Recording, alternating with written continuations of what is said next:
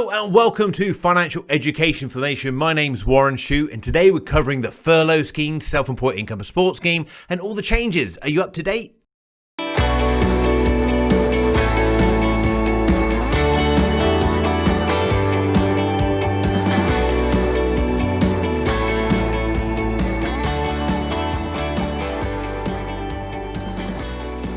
This episode has been sponsored by Idealo, the price comparison website.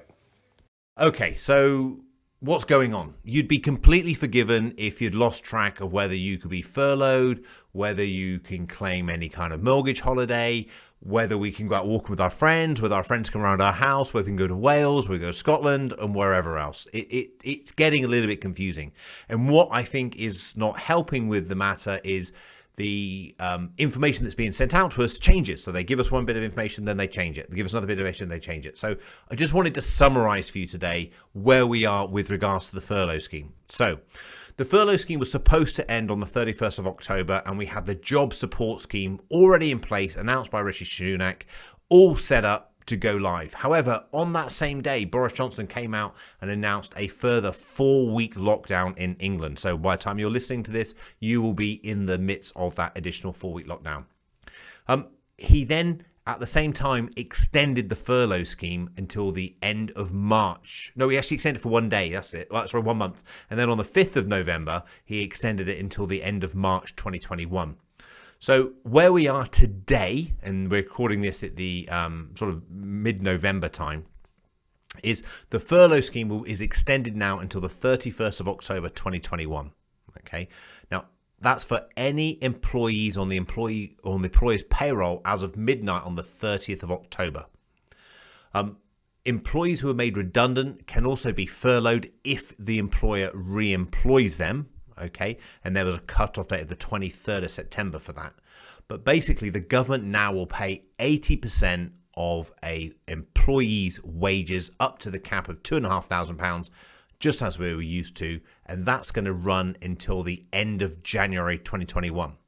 The end of January 2021, they're going to reassess the situation, see what's going on, and then they'll potentially extend the same scheme until the end of March, but if not, there is some scheme coming in until the end of March. And then my understanding is at the end of March 2021, we then revert to the job support scheme. However, watch this space because it keeps changing.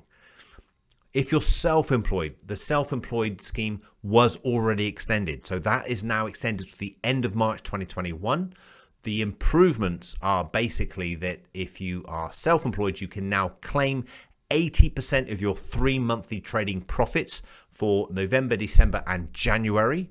And then in January, they can decide what February, March and April's claim rate will be.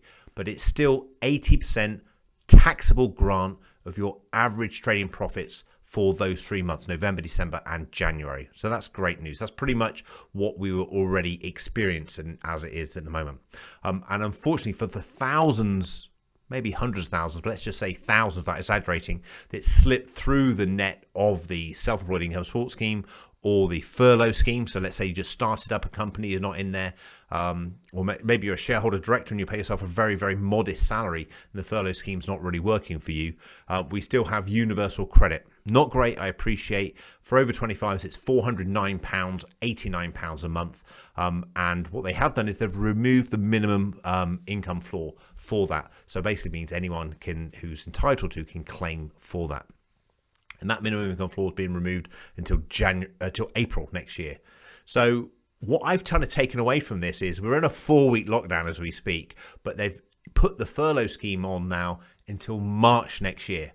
Now that means one or two things for me. That either means one, they're fed up with coming to us with information and then changing it and readdressing it, or they actually think, well, actually this pandemic thing's going to go on a lot longer than we anticipated, and perhaps we need a longer period of time than just 1 month. But let's just give people 1 month for now and then maybe extend it after that.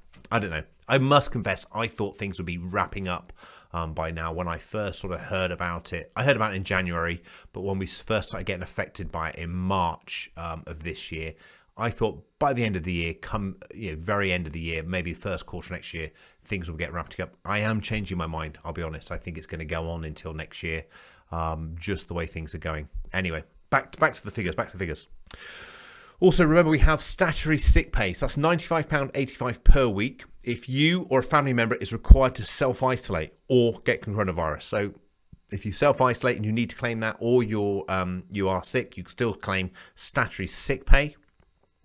And if you're a self-employed or a gig economy worker, we have the employment and support allowance, which is £74.35 a week.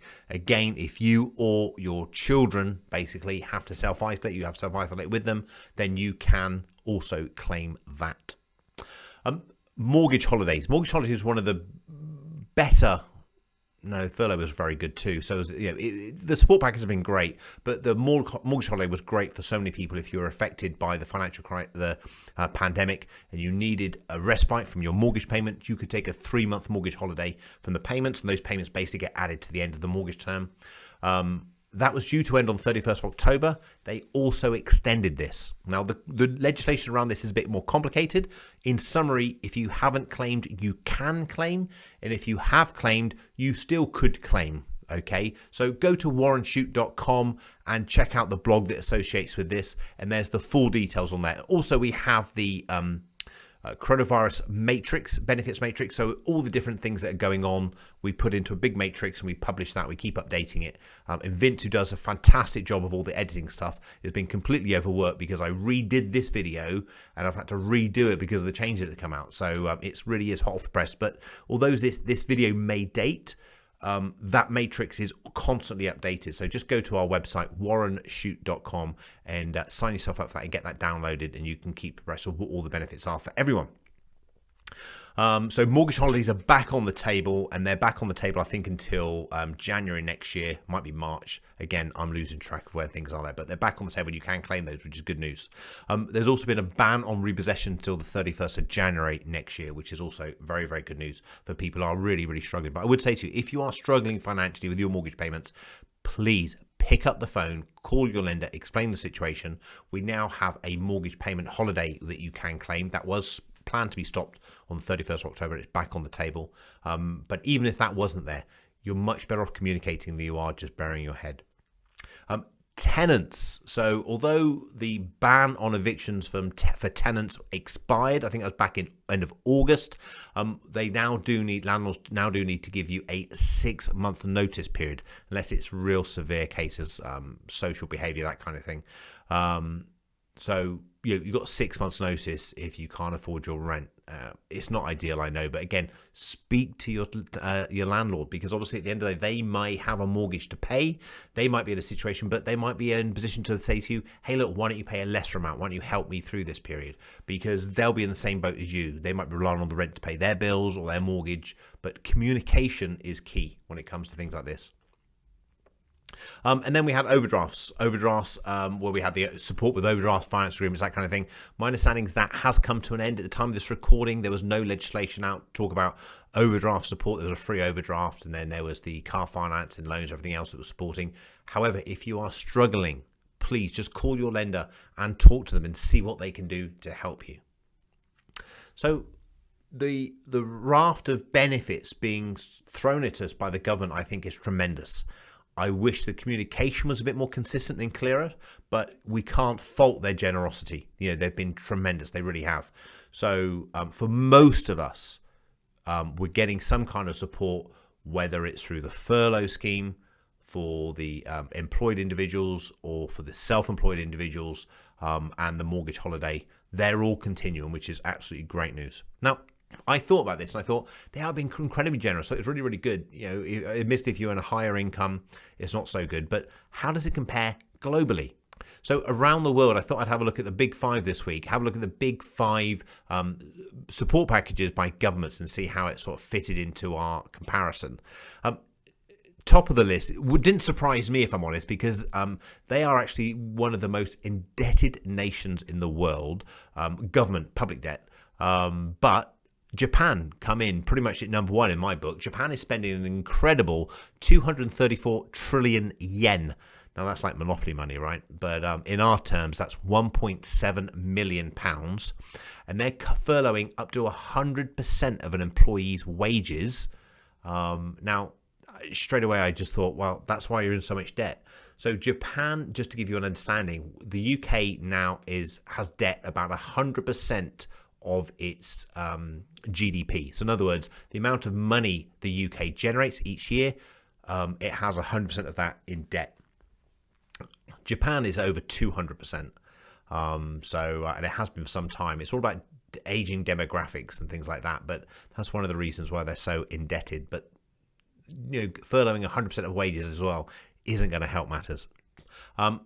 Second, although they rejected the lockdown, Swedish government are paying 90% of employees' wages. Okay, and that's one of the most generous in Europe, but second to the Dutch. Yeah, the Dutch. I love the Dutch. Honestly, the Netherlands is an amazing country. We've had some fantastic time there.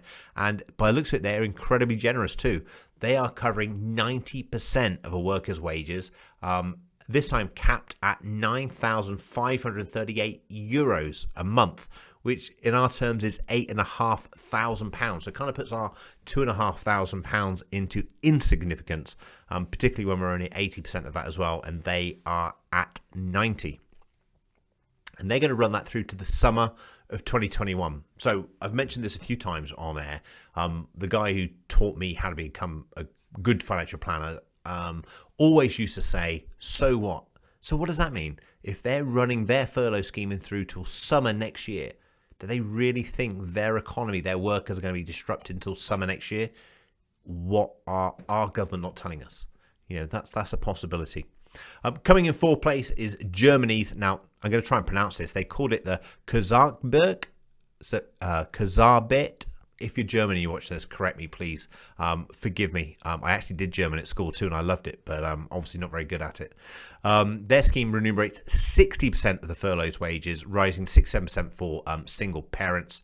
And there's a maximum of €6,700, £6,100 per month. So again, much higher than the UK.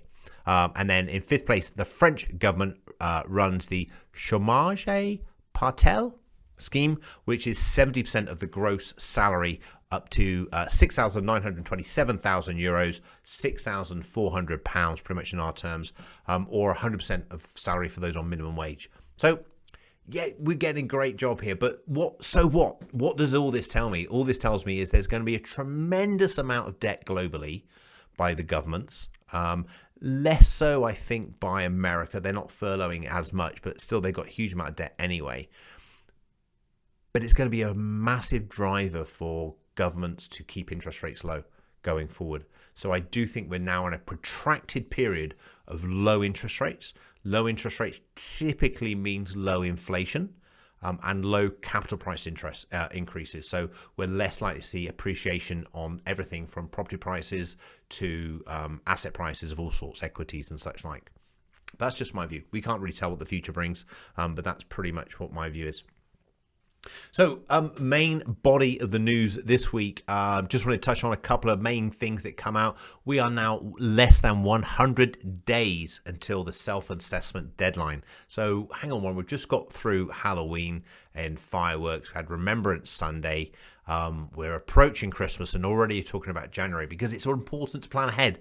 And I know what the Christmas period's like. As soon as we get into December, we get into our Christmas spirit. Mine kind of goes off work a little bit, and then we're not really looking forward to doing our tax return in January, and we will be up until the late hours on the 30th of January completing our tax return. So why not get it done now? You've got all the data and all the information you need, so let's get it done out the way.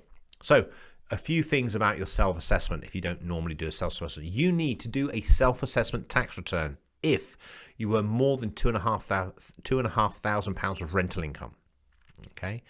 If you have income over £50,000 and you receive child benefit, because you get taxed on that. If you have more than £2,500 of untaxed income, i.e. tips, you're struggling at the moment, I guess, to get that if you're working in a restaurant or a bar. If you are self-employed and you turn over more than £1,000, so if you're self-employed, you should be turning over more than £1,000. If you're claiming expenses in excess of £2,500, If you have income in excess of £100,000, because remember we've spoken about this before, when you earn over £100,000, you start losing your personal allowance. This is the tax-free element of your income. Currently £12,500, you start losing that as you go over £100,000. When you go over £125,000, you've lost it completely. So there's that marginal band there where you're effectively taxed at 60%. So you need to do a tax return on that. Or if you have overseas income.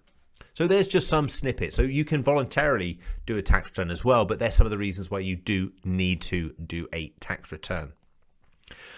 Second main body of the news, which I think this might be the sign of things to come. I don't think it will be a rapid increase because there'll be so much competition in the UK, but the governments are keen for banks and building societies to keep cash machines open.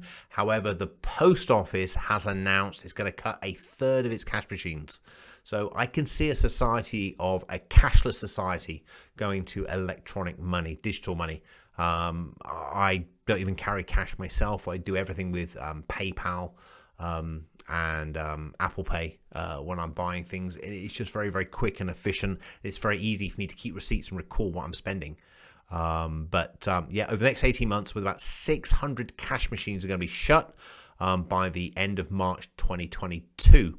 The Post Office doesn't actually run their cash machines. It's the Bank of Ireland who are actually pulling out of the ATM, the cash machine market as a whole. So definitely what we refer to as a war on cash and what's going on out there.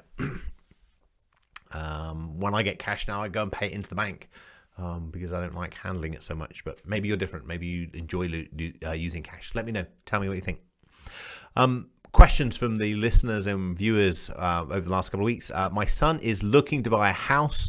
Is there anything I should do with the money that I have invested for him? So this reader told me a bit more background about the story. They'd put some money aside for a number of years to help their son buy a house. They were invested 80% in the stock market, 20% in bonds, and they'd had it in an ISA in their name. And basically what I said was, hey, look, your son is considering buying, I forget when it was, I think it was like in about 18 months time after he qualified. What I said was, look to reduce your investment risk. So you're 80%, which you've done tremendously well over time. You've done the right thing there. But now he's considering buying, reduce your investment risk down to about 40%. Now, if it was an absolute he is going to buy, then I would maybe even reduce it more. But I'm very cautious and very tempted to keep in the market just in case his views of actually buying change. So by going from 80 down to 40, you're hedging yourself. You're not coming out of the market completely, but you're not keeping yourself as exposed to the equity risk as you were previously. So you're half the equity. But I also said make sure that he uses his lifetime ISA allowance. Also make sure that his partner, who's also buying with him, uses her lifetime allowance, lifetime ISA allowance, because for every £4,000 you put into a lifetime ISA, £1,000 bonus gets added as long as it's used to buy your first home, and you keep it in there for a year. If you take it out within the year, then there is a penalty on that money. Second viewer question this week was, tech is doing really well at the moment. Should I buy tech shares with my spare money? Excuse me. So what I basically said was, yes, tech is doing great, okay, and these things are very easy to jump on the bandwagon and we get very excited about. But the challenge about that is if you don't know that company inside out, you really could suffer. So at the moment, tech's doing terribly well, but Biden got voted in America yesterday, and if he then has an attack on the tech company saying they're a monopoly, he wants to break them up, it could really jeopardize the tech companies. So I'm not foreseeing a tech crash, but what I'm just saying is there's too many integral parts for you to keep an eye on it. And when tech comes off the boil, something will go on, and that might be renewable energy, for example. So what you're probably better off doing is just buying a global index fund. Buying a global index fund, because by buying globally, you invest globally, not just in the UK and not in America, but you also get exposure to China and India, which are two prominent growing economies. And you invest in tech. You'll buy all the tech companies, you'll buy all the clean energy companies, but you'll also buy the more stable consumer good companies as well. So my response to this was, yeah, I like it. It's very risky buying one share unless you're really going to keep your eye on it. And it's not much fun watching shares and researching them. Then why don't you just buy a global index tracker fund? Okay, so remember, keep your questions coming in because I think it's really good. I think other readers have always said they like the questions, listen to the answers and stuff like that. So share your questions with me. I do answer all of them, and I do listen and publish as many as I can do over time. So Smarter Spender. Smarter Spender section is all about spending money is not bad. So many people go out there and say, stop spending money. But it's spending money that keeps the economy going. And actually, if I'm honest, spending money can be good fun and enjoyable for so many people. So spending money is not bad, but spending other people's money on credit cards or spending you don't have is bad. So the Smarter Spender section was sponsored by, or is sponsored by, Idilo. It was put together to encourage people to get a smart perspective about spending money. And I've used Idilo for as long as I can remember. My kids use it. My wife uses it. It's a great way of just tracking the price of items.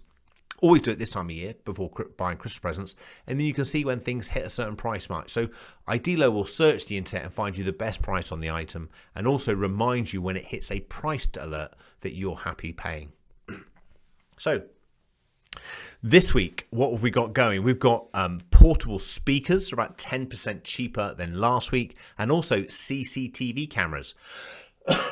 Are cheaper this week, about 11% down than they were last week. So both doing pretty good. And if you can do that consistently over time, you will definitely be saving yourself a fortune, which you can then invest or use to pay down any unsecured debt and create yourself a money plan and become financially free. So what's good to buy this week? With all the lockdown restrictions, Idilo feel that people will be spending more money on their garden equipment in their garden to enjoy the fresh air with their families. They still get together and be sociable. So November is the best time of the year to buy slides, swings, and garden furniture, and they're typically 30% cheaper than buying in the spring. So good news there, absolutely. And with Black Friday coming up on the 27th of November, very, very soon, remember, Idilo's price comparison site is fantastic because Black Friday is only a great deal if the prices are, one, less than you were going to pay, and two, something you were going to buy. If you weren't going to buy it anyway, at any price, it's a silly spend. So put into Idilo some of the items you might be buying for Christmas, some of the items you might want for yourself, and then if the price hits the price that you want, you'll get alerted, and then that would work out in everyone's favor. So thank you so much for listening and watching this show. I try and cover topical topics and keep you guys up to date. The whole benefit system from Rishi Sunak has been very, very generous. Perhaps not as generous as those all around the world, but he's running a balancing act between making sure the economy keeps going and not creating a mountain of debt like Japan has for us. He wants to make sure that we come out the other side of this, because we will come out the other side. He wants to come out the other side with some strength and some ability to grow as an economy. If you have any questions, you'd like me to answer any questions you've got, or you have any questions on the show, please let me know. Warren@warrenshute.com. And until next time, keep safe and take care.